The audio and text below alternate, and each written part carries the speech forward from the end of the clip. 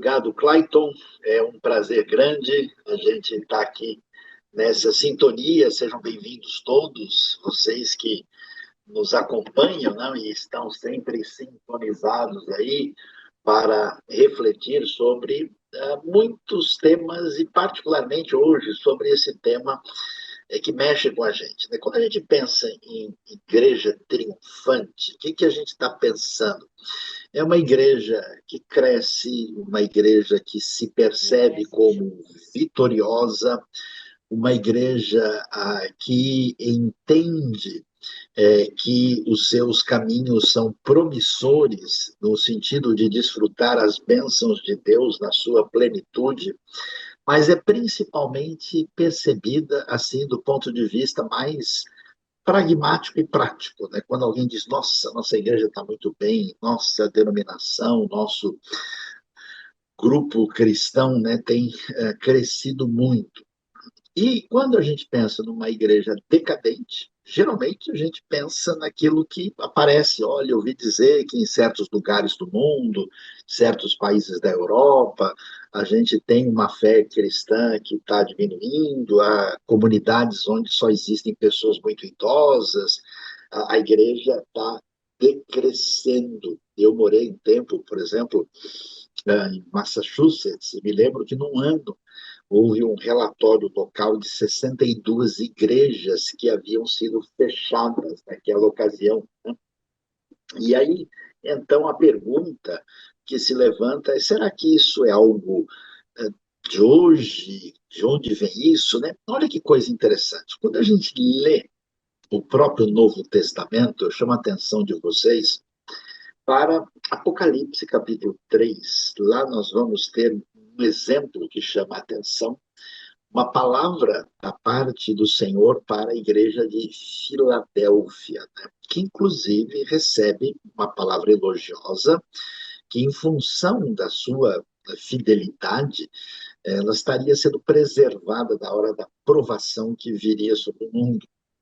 Enquanto, na sequência, nós temos Laodiceia, né, um nome que evoca o que poderia ser traduzido por justiça do povo. E lá em Laodiceia, é uma igreja, inclusive, que se entende como rica, né? Porque era a realidade do local, inclusive as ruínas de Laodiceia podem ser visitadas até hoje, ali onde hoje é o país Turquia, e você de fato vê o que era aquela prosperidade, aquele bem-estar, aquela condição de riqueza, mas o texto diz: olha, vocês estão totalmente reprovados pelo Senhor. O caminho da igreja era um caminho que era inaceitável diante de Deus. E é interessante observar quando a gente lê, por exemplo, a carta de Paulo aos Coríntios, particularmente a primeira carta, ainda que a gente possa incluir a segunda também. É interessante que a igreja de Corinto é uma igreja, podemos dizer assim, triunfante. Paulo recebe a mensagem de Deus quando visita a cidade, na sua segunda viagem missionária. Quando lemos Atos capítulo 18, verso 10, inclusive o próprio Senhor lhe diz: eu tenho muita gente nessa cidade. E essa igreja, que cresceu muito, que surpreendentemente se tornou uma igreja, assim, vamos dizer, fundamental ali naquela região da Acaia, né? Tanto é que você tem 29 capítulos do Novo Testamento escrito para ali os coríntios, né, os habitantes da igreja daquela cidade. Ela é uma igreja extremamente problemática, vamos dizer, em muitos aspectos, bastante podemos chamar de decadente, apesar de que a sua história era uma história triunfante. Então, o que a gente começa a perceber? É que as comunidades dos seguidores de Jesus, eles vão estar sempre nessa dimensão de uma realidade onde você percebe elementos que significam distanciamento da direção divina, significa afastamento da proposta primeira, que significa, na verdade, decadência. E isso precisa ser observado, enquanto que, ao mesmo tempo, paralelamente, a gente pode ter elementos que nos mostram uma certa realidade de triunfo. Então, o que a gente pode e deve dizer nesse cenário que nós temos no nosso contexto, principalmente de igreja evangélica, aqui numa abordagem transdenominacional, igreja evangélica brasileira? Então, no primeiro momento, a gente pode dizer que a igreja brasileira ela tem dificuldades, especialmente, eu diria, nas últimas décadas, onde a gente pode, de fato, afirmar que existe um certo elemento ligado à decadência. Acho que o primeiro ponto que merece atenção é o que a gente vai ver, semelhante a Corinto e a outros ambientes do Novo Testamento, que é o descuido, o desinteresse naquilo que envolve o ensino bíblico essencial, aquilo que é doutrina fundamental. O que acontece? Nós temos uma grande comunidade evangélica no Brasil, mas, vamos ser sinceros, grande parte dessas comunidades às vezes estão marcadas por uma realidade muito legalista, às vezes você vê um misticismo muito acentuado, às vezes vemos até mesmo um certo ritualismo desnecessário. E quando a gente se aproxima assim para verificar, né, a condição de compreender aquilo que encontramos na teologia, no ensino bíblico, existe muita fragilidade, o que ajuda a surgir grupos controversos, comunidades não saudáveis teologicamente. Existe a confusão sobre o que realmente é muito importante, o que é fundamental e o que é secundário. Às vezes, grupos estão brigando e discutindo por coisas, vamos dizer, absolutamente irrelevantes, enquanto coisas fundamentais não parecem importantes para muitas pessoas. Então, nesse sentido, parte da nossa comunidade evangélica hoje, no aspecto bíblico e teológico, precisa melhorar bastante. E não é uma exclusividade nossa, tanto é que você vê que as cartas do Novo Testamento, elas são escritas exatamente para corrigir esses grupos que estavam se desencaminhando. Agora, não só de teologia mais profunda e compreensão teológica vive uma comunidade de fé. Uma outra questão que chama a atenção é em que medida a nossa realidade de igreja, que às vezes parece decadente, ela mantém um caminho de fraternidade, de comunhão, de relacionamento entre as pessoas. No mundo de hoje, especialmente nos grandes centros, é muito comum você ter igrejas cada vez maiores, né, até chamado de mega igrejas. E às vezes você tem um ambiente onde as pessoas entram e saem. A pessoa basicamente foi ali buscar a bênção, como se diz, né? Veio ali para ter um momento místico diferenciado. Mas quando você olha o ensino do Novo Testamento, as igrejas elas eram uma comunidade de fé. Jesus caminhou com seus discípulos. Essa comunidade, eles tinham relacionamento, tinham vivência, tinham uma relação que não era só, vamos assim, aquela relação que a gente pode chamar de o vertical, né? Mas também na sua relação horizontal, na relação com o próximo. Então, quando, né, a gente percebe a comunidade da fé entrando, como a gente pode chamar, até nesse caminho, eu diria, ó, tem uma palavra meio forte, existe quase que às vezes uma pasteurização assim, das comunidades. Às vezes você tem, parece que um produto sendo apresentado. Né? Às vezes você entra no ambiente, você sente um certo grau de artificialidade. A relação interpessoal ela é prejudicada por um tipo de cultura contemporânea que parece sinalizar uma realidade decadente. O outro elemento que merece atenção nesse contexto frágil de muitas igrejas da realidade de hoje está relacionado com aquilo que a gente pode dizer que tem a ver com uma influência de um comodismo secular. O que acontece? Muitas pessoas imaginam o seguinte: eu estar caminhando na fé e a gente aparecer domingo na igreja, ouvir lá uma mensagem, ou até mesmo, vamos dizer, pelo menos uma ou duas vezes por mês, e alguns vão assim apenas em datas especiais. E aí você percebe que muita gente não tem um compromisso de fé, não tem uma caminhada. Inclusive, muitas comunidades assim até perderam a sua visão missiológica, né? As pessoas estão interessadas em ter o seu ambiente próprio agradável para os aniversários, as festas internas, as comemorações. Mas, inclusive, olha que coisa, não é só no Brasil, mais de 90% dos recursos das comunidades de fé, de igrejas, né, e congregações, são usados principalmente para, digamos, o bem-estar dos próprios membros. Né? Então, quando você tem essa visão mais secular, onde as pessoas estão priorizando apenas o seu bem-estar, quando eles podem, eles aparecem na igreja, quando não podem, está tudo bem.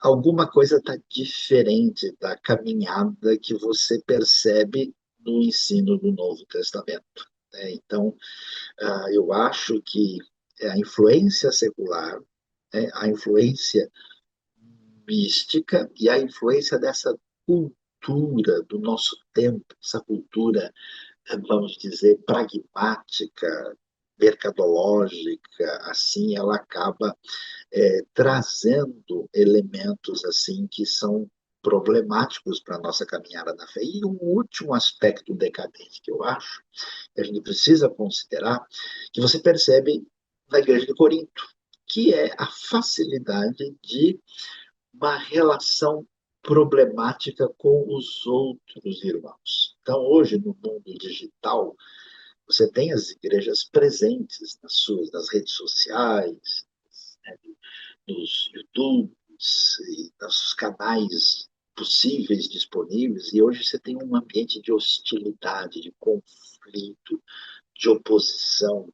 As pessoas têm perdido a capacidade de conversar, de interagir pacificamente, de avaliar ideias com sobriedade.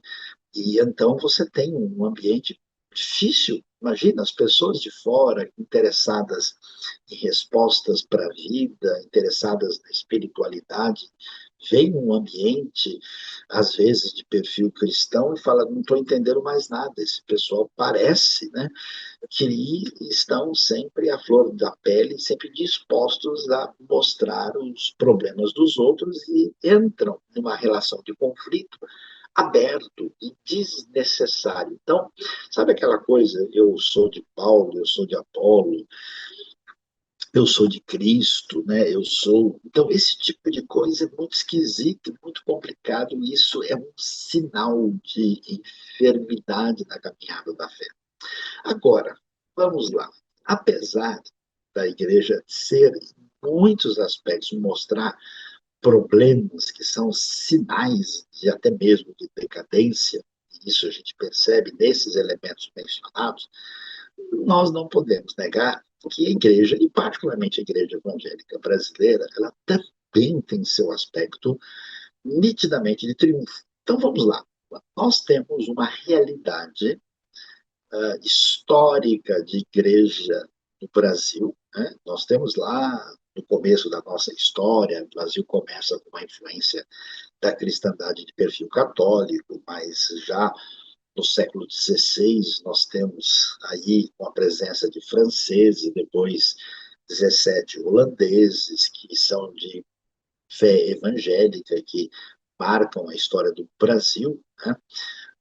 E depois, claro, especialmente a partir do século XIX, a gente tem o que a gente chama de um protestantismo de imigração. Né? Isso quer dizer que gente, especialmente, nós temos suíços, alemães e até mesmo alguns ingleses, depois americanos e outros acabam vindo para a realidade brasileira e lançam sementes aqui daquilo que vai ser a igreja brasileira no futuro.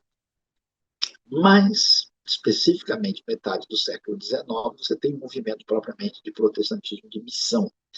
E aí nós temos, né, a história brasileira aí com congregacionais, presbiterianos, batistas, luteranos, depois também metodistas, os próprios evangélicos históricos, e mais tarde vamos ter os grupos pentecostais a partir de 1910, e aí mais tarde outros grupos vão surgir na história.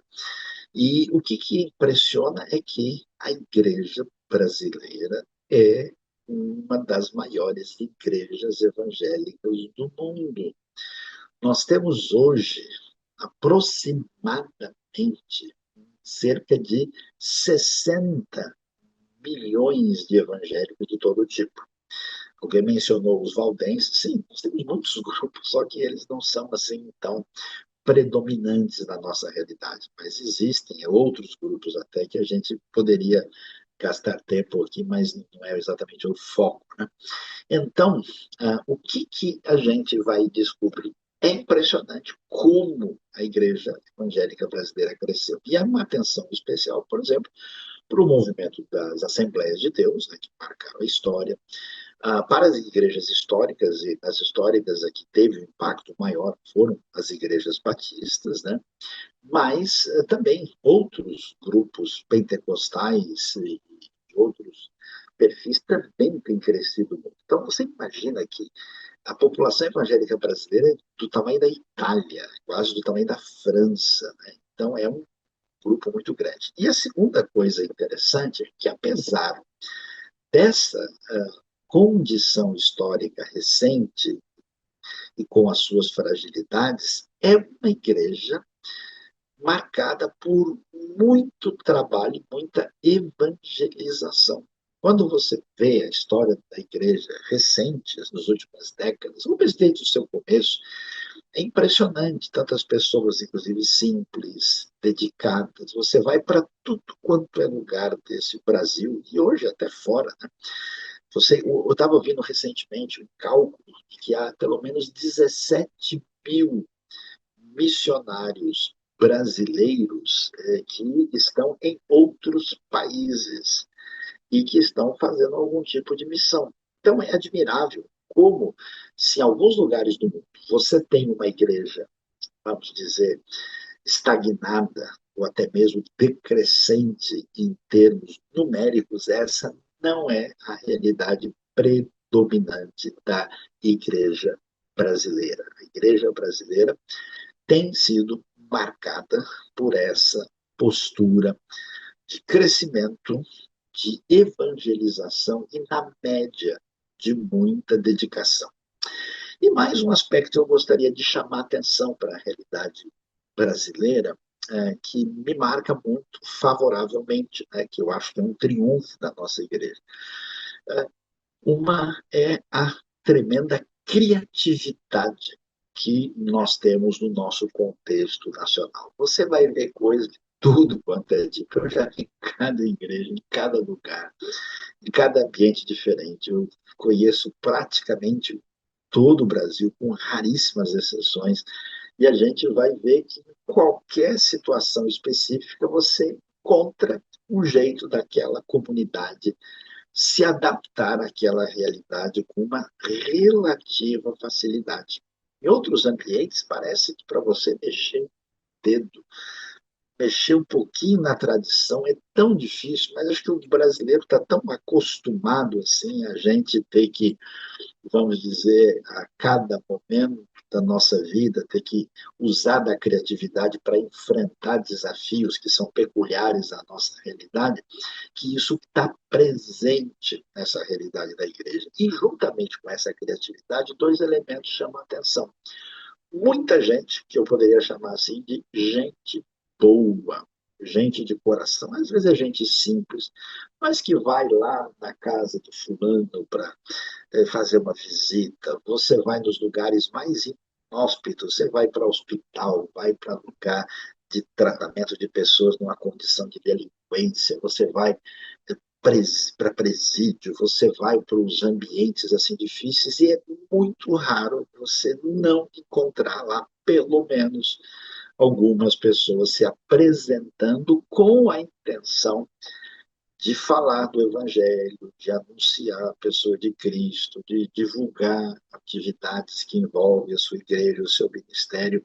E isso realmente é impressionante. Eu me lembro que num determinado lugar, bastante necessitado do nosso país, num só quarteirão, eu vi 17 igrejas evangélicas diferentes, cada uma fazendo a sua atividade.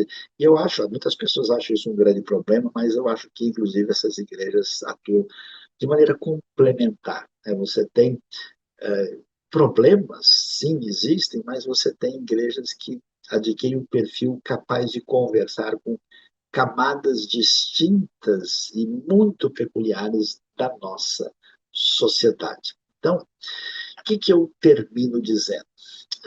Eu sei que é difícil, né, a gente ver certas coisas na nossa realidade que até assustam. Tem coisas assim, o pessoal às vezes fala assim, mas você acha que aquilo ali que você viu aparecendo esses dias em tal lugar, será que aquilo ali é heresia? Eu falei, olha, o negócio é tão ruim que nem como heresia não se encaixa. Para virar heresia tem que melhorar um pouco, né? De tão complicado que é o negócio. Pois é.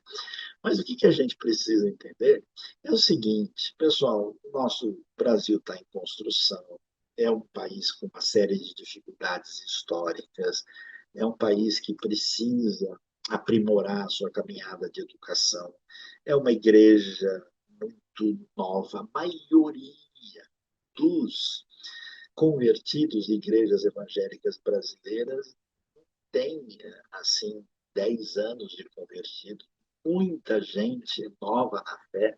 Então, a gente precisa ter um olhar pedagógico e um olhar de paciência. A maneira como a gente elaborou e construiu teologia teve muita influência do hemisfério norte, influência dos Estados Unidos, da Suíça, da Alemanha, da Inglaterra, de países desse contexto, né, que tem pertinência cultural diferente da nossa construção histórica maior. Então, é preciso entender que a gente precisa enfatizar o crescimento e o conhecimento bíblico, junto com missão, piedade, vida com Deus, né?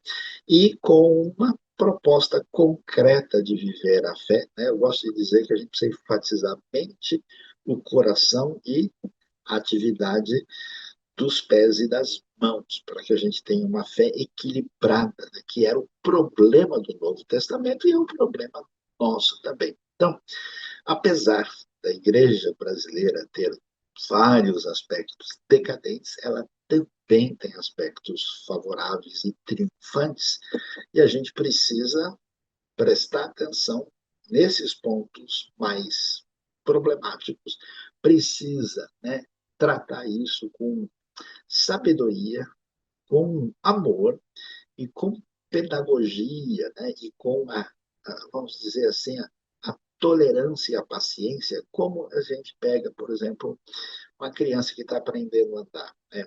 Um adolescente que está se exercitando para melhorar a sua performance. A gente tem condição de chegar lá. É necessário reflexão, é necessário espiritualidade, é necessário ética e é necessário esse caminho de bom relacionamento, comunhão e fraternidade na fé.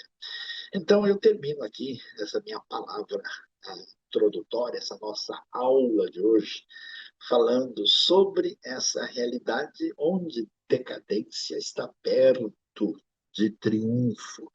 A gente vê isso no Apocalipse 3, a gente vê isso na carta de Paulo aos Coríntios, nas cartas, mas principalmente na primeira carta, e a gente observa essas dificuldades que a igreja brasileira tem apresentado, mas também os seus pontos favoráveis, e a nossa proposta é trabalhar na direção de abençoar o povo de Deus para o seu crescimento completo na fé, a semelhança do que vemos no ensino do Novo Testamento, principalmente nas cartas do apóstolo Paulo. E que Deus nos abençoe nesse propósito especial que está totalmente sintonizado com a missão, a visão e a caminhada da Faculdade Batista Pioneira. Muito bom. Nesse sentido, que como faculdade a gente quer propor, e aí eu quero agora compartilhar um pouquinho com vocês sobre uma proposta que nós temos de um curso livre de teologia. Nós temos no contexto das nossas igrejas muitas pessoas interessadas em conhecer sobre Bíblia, conhecer sobre teologia, conhecer sobre doutrinas, e que nem sempre têm o interesse de futuramente, sei lá, pastorear uma igreja, liderar um projeto maior, algo assim, nem sequer reconhecimento de graduação, de MEC ou algo assim, mas ele quer estudar a Bíblia, quer conhecer mais sobre as Escrituras e sobre teologia. E nesse sentido, nós estamos então lançando hoje o curso Teologia Prática e Ministerial, um curso livre de teologia. Talvez alguns até digam aqui, quando a gente olhou os inscritos que tínhamos hoje aqui, várias pessoas já com uma graduação, alguns até com pós-graduação, mestrado e outros cursos. Caso esse curso não seja para você, eu sei que você conhece lá na sua igreja, lá onde você está, pessoas interessadas em conhecer mais sobre Bíblia. Então, esse curso é para essas pessoas e nós pedimos que você nos ajude a divulgar isso um pouquinho. Nós pegamos o nosso curso de teologia, ou de bacharelato, tá? Sintetizamos ele um pouco, com 30 disciplinas apenas, ao invés de 40 disciplinas, tá? Mas mantendo vamos dizer assim, a linha mestra em termos de Bíblia. Então, você vai ter uma carga muito grande ali de Antigo Testamento, Novo Testamento, interpretação, história e geografia bíblica. Uma parte muito forte de teologia doutrinária, então, teologia sistemática, várias disciplinas, história da teologia, teologia bíblica, ética e outros.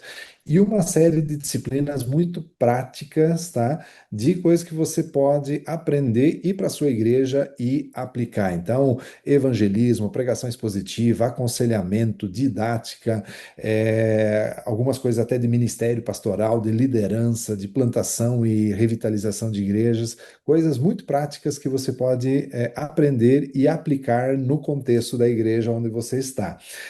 Às vezes até auxiliar em, sei lá, pequenos grupos, escola dominical, liderança de departamentos dentro da igreja, é para esse povo que esse curso foi preparado. Um corpo docente, em termos de titulação, de preparação, excelente, vários doutores, vários mestres, todos eles, no mínimo, com o curso de mestrado. E essas disciplinas são disciplinas que fazem parte do nosso curso de bacharelado em teologia. Ou seja, aquele que faria o bacharelado, ele vai ter essas disciplinas e mais algumas, obviamente, né? E esse curso livre, ele é exatamente com vamos dizer assim, a mesma disciplina que eu teria com o saião de História e Geografia Bíblica, lá no bacharelado. Quem vai fazer esse curso livre vai assistir a mesma disciplina, né? Quem vai fazer História do Cristianismo com o professor Josemar, lá no bacharelado em Teologia, ele fará aqui também. Mas com uma carga horária menor, apenas 1.800 horas, ao invés de 3.000 horas, que são o curso de bacharelados, tá? Esse corpo docente, mesmo os professores, só que com uma dinâmica um pouco diferente. Primeiro, você não precisa fazer vestibular para entrar nesse curso livre. Então, como não é um curso reconhecido pelo Ministério da Educação, não tem nada a ver com fazer um vestibular, uma entrada formal, essa parte aí. Não tem pré-requisito escolar também. Então, precisa ter ensino médio, precisa ter uma graduação. Não, qualquer situação escolar, né, de educação é possível entrar ali. Nesse caso, não precisa de recomendação eclesiástica. O pastor da igreja ou a igreja fazer uma assembleia para recomendar. Nesse caso, não é necessário. Entrada imediata em qualquer momento. Se hoje à noite você quiser começar esse curso, você já pode começar. Nós vamos depois passar o link de inscrição. Você já pode se inscrever e sair hoje à noite entrando na primeira disciplina também. Tiramos toda aquela carga de estágio, né? Num curso reconhecido, você precisa ter 300 horas de estágio, você precisa ter 200 horas complementares, né? Fazendo outras coisas, você precisa fazer um TCC. Tudo isso aqui nesse curso livre, nós limpamos isso, tiramos isso para ficar apenas a parte bíblica teológica das disciplinas aí. Não tem também aquelas provas semestrais, né, ao final de cada 6 meses de aulas, que num curso de EAD reconhecido pelo MEC, ao final de 6 meses você precisa vir ou aqui para a sede ou num dos polos e fazer as provas presenciais. Nesse curso livre, isso cai fora, você não precisa fazer mais isso. A outra vantagem também é que você faz o seu ritmo de estudos. Essas 30 disciplinas, elas foram preparadas de uma forma que mais ou menos uma por mês você consiga estudar, mas talvez se diga assim, eu não tenho tanto tempo disponível, vai levar um pouco mais do que um mês. Tem algum problema? Não, você faz o seu ritmo de estudos. Talvez se diga assim, lá em janeiro já planejei a minha viagem de férias com a família e aquele mês eu não consigo estudar. Não tem problemas, você faz o seu ritmo. Ou pode ser o outro lado, né, onde a pessoa diz assim: eu quero terminar essas 30 disciplinas logo. Dá para fazer duas por mês? Dá para fazer duas por mês também, sem nenhum problema. Então, nós flexibilizamos, nós pegamos o mesmo conteúdo, a mesma profundidade de conteúdo, mas flexibilizamos ele de uma forma que pessoas que não estão preocupadas com essa questão de reconhecimento do Ministério da Educação possam ter acesso a essa teologia boa, como foi comentado ali. Nós apenas precisamos fazer algumas ressalvas para que depois, lá na frente, a pessoa não fique preocupada e agora como é que fica, tá? Primeira, é um curso livre, né? Ele está sendo proposto como um curso livre sem reconhecimento do MEC. Então, ao terminar, né, aquelas 30 disciplinas, chegar lá no final, e aí o meu diploma vai vir carimbado pelo Ministério da Educação? Não, porque é um curso livre. Ao mesmo tempo, eu poderia depois, ok, estou lá terminando e agora eu decidi fazer o bacharelado em teologia. Eu posso agora aproveitar essas disciplinas dentro de um curso reconhecido?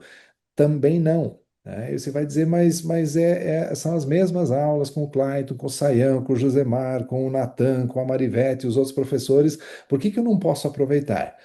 Porque a entrada foi sem o vestibular, as provas não foram presenciais, a carga horária foi diferente, a carga de tarefas também foi diferente. Então você precisa decidir agora, caso não, mas eu quero um curso reconhecido. Então não é esse curso aqui. Aí é lá o curso de bacharelado em teologia, reconhecido pelo MEC, com todas as exigências que tem. Aqui ele é um curso livre, e isso precisa ficar claro desde o início.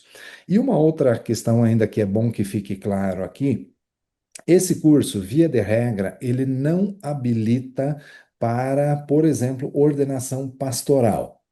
Eu coloquei via de regra, porque é possível que talvez numa determinada denominação que não tem uma tradição de cursos de teologia, não tem um seminário, e alguém faça e a denominação lá possa aceitar. Mas pegando o exemplo da denominação batista, quem nós como instituição fazemos parte, né?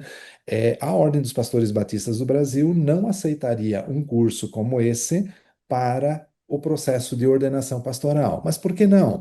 Porque não por ser reconhecido ou não, mas porque a carga horária do curso é bem inferior àquilo que seria um curso de bacharelado em teologia, que é o que é exigido para a ordenação. Então, só para deixar essas coisas claras desde o início aqui, ok? A pergunta que você faria agora é: o que que eu faço para me inscrever? Como é que funciona a inscrição? Tá? É muito simples. Nós não queremos complicar nesse sentido a sua entrada.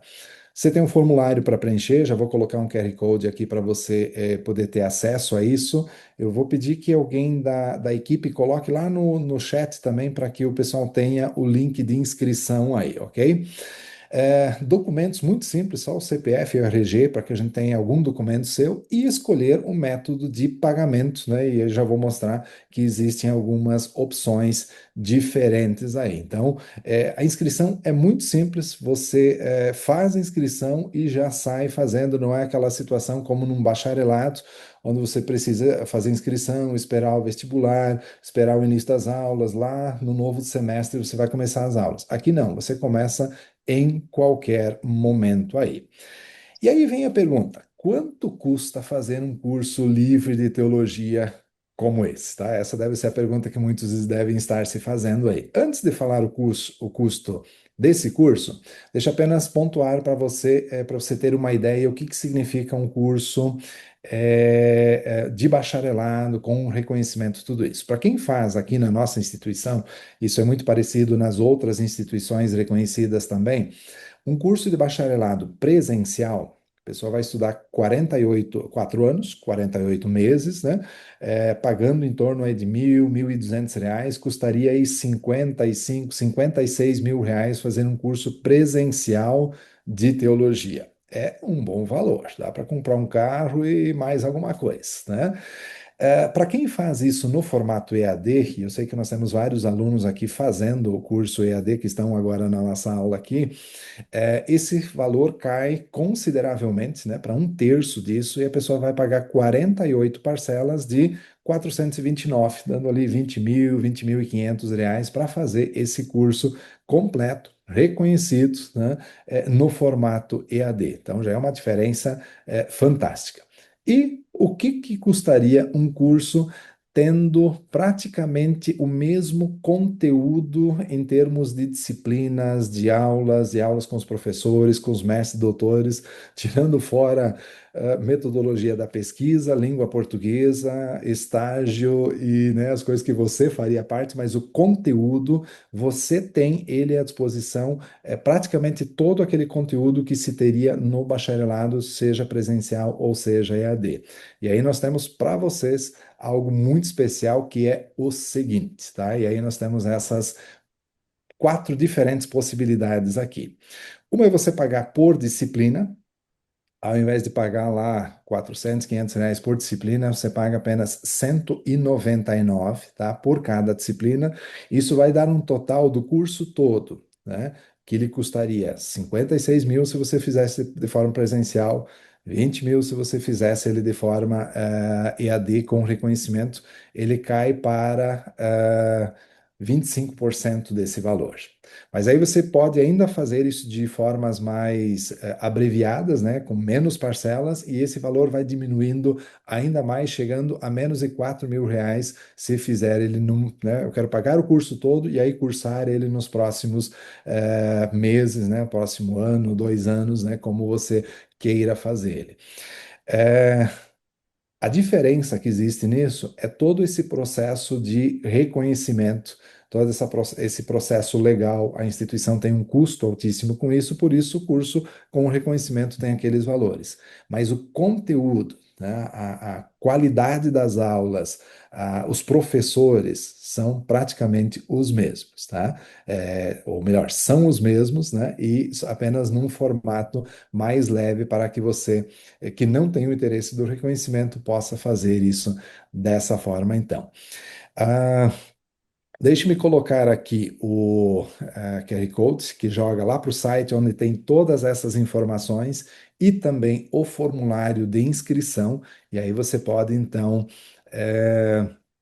verificar ali o que é necessário, escolher o tipo de pagamento que você quer. Você pode escolher, por exemplo, fazer por disciplina. Então, a cada vez que você vai entrar numa disciplina nova, você paga aquela disciplina e faz. Aí demorei 2 meses para fazer, vai pagar outra disciplina lá quando começar. Ou faz um programa todo, né? Então, tem as diferentes formas ali também, ok?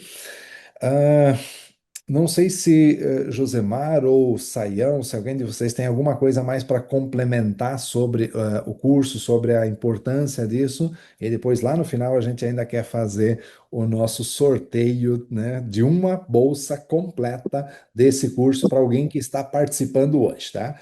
Não é para quem não veio, é para quem está hoje nessa live de lançamento. Então, Saião, Josemar, se alguém tiver alguma informação, fiquem à vontade aí. Que uma coisa muito boa, né, do pessoal, eu tenho gente que fala com frequência comigo, né, dizendo, ah, não, eu queria, né, estudar, mas eu não tenho como ficar fazendo bacharel, nem é meu objetivo, né, eu conheço pessoas que vieram a conhecer, assim, o evangelho mais recentemente, estão até atuando, e eles querem realmente o conhecimento, né. Então, esse é o Hum, curso, né, que, vamos dizer, desburocratiza tudo, né, para Sim. que a pessoa vá direto ao ponto, né? E então, parabéns à faculdade, né, por essa visão. E a gente então tem essa oportunidade, né? E é uma pergunta que eu tenho, Clayton, E a pessoa dá para fazer isso só no Brasil ou ele pode fazer em outro lugar, em outro país? Como é que funciona isso? Qualquer parte do mundo. A missão tripulada que foi para a Lua, se eles tiverem acesso à internet de lá, pode fazer também, tá? Já Como nós tem temos polo da isso. Pioneiro lá na Lua? Já não. Ainda não tem lá. Tem a pergunta no chat ali também, né? Curso livre EAD significa que posso fazer 100% na minha casa? Sim. Essa foi uma das preocupações que nós tínhamos quando pensamos em criar essa modalidade. Nós temos hoje uma rede de polos, né? Aqui no sul do país, São Paulo, Portugal, alguns lugares, mas há muitos lugares ainda onde pessoas têm interesse, mas a distância para ir até o polo é muito grande, mesmo que é uma vez apenas por semestre, né? E aí, nesse sentido, nós pensamos esse curso que ele é totalmente EAD. Você faz ele da sua casa, de onde você estiver, não tem nenhuma atividade obrigatória presencial. Você pode vir visitar a instituição, você pode visitar um polo sem problema, mas todas as atividades do curso, elas são online. Você faz de onde você estiver e não tem necessidade de ir até o polo ou até a sete. Mais alguma pergunta?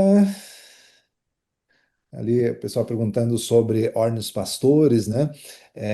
Ele não seria considerado porque a Ornos Pastores não tem solicitado que seja um curso reconhecido, tá? Pelo menos no contexto, fui presidente da sessão pioneira até pouco tempo atrás, e a gente tinha essa discussão sempre.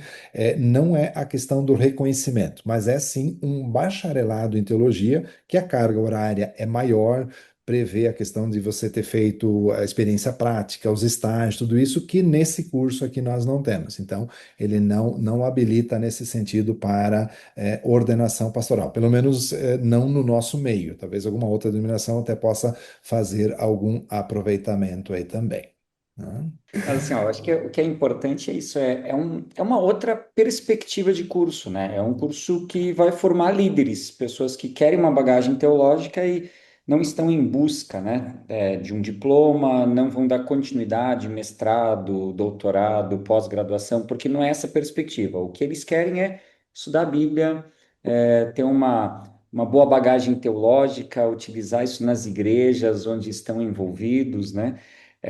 Então, essa é a perspectiva. Eu acho que é interessante, porque muitos dos que aqui estão, nós temos muitos alunos da graduação, né? Com certeza, você tem muitos líderes na igreja que gostariam de ter essas mesmas aulas, essa mesma bagagem.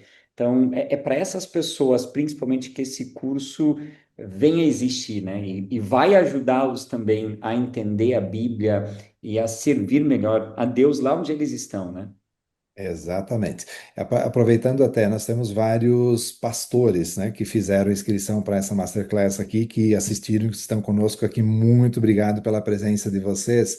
E deixa eu fazer uma provocação a vocês. Vocês já pensaram se no meio da igreja de vocês tivesse lá 5, 8, 10 pessoas com um curso livre desse? Ele não vai ser o pastor da igreja futuramente, mas você ter um líder de pequeno grupo, um professor de escola dominical, um líder de jovens com uma bagagem toda dessas de conhecimento bíblico, conhecimento teológico, conhecimento prático também, isso seria um potencial enorme para dentro do ministério da sua igreja. Então pense nisso. E você sabe os líderes dentro da igreja que poderiam fazer isso. Então provoque eles, né? Leve eles ao desafio a eles para que eles então tirem parte do seu tempo fazendo esse curso de teologia livre. Saião, vale a pena fazer esse curso? Você que conhece um pouco, dá algumas aulas aí, será que vale a pena fazer isso? Olha, Clayton, com certeza. E eu fiquei realmente surpreso pelo custo acessível, né? Eu imaginava que ia ser um pouco mais elevado, né? Mas 199 por disciplina e a possibilidade até de custear tudo, né? Por menos de 4.000, eu acho que é muito válido e, de fato, a gente tem uma carga aí muito clara de muitas aulas de diversos professores, o curso está bem equilibrado naquilo que é fundamental em termos de conhecimento, com desdobramento de natureza prática. Então, com certeza, né, tirando as pessoas que de fato têm um interesse propriamente ministério pastoral ou querem caminhar na direção de uma carreira acadêmica, né, esse curso ele é absolutamente pertinente e essencial para quem quer ter acesso ao conhecimento sem burocracia, né, e vai direto ao ponto. Então, muito bom, que abençoe a vida de muitas pessoas. Isso. O custo, talvez alguém até possa pensar, mas para um curso livre é um valor alto, né?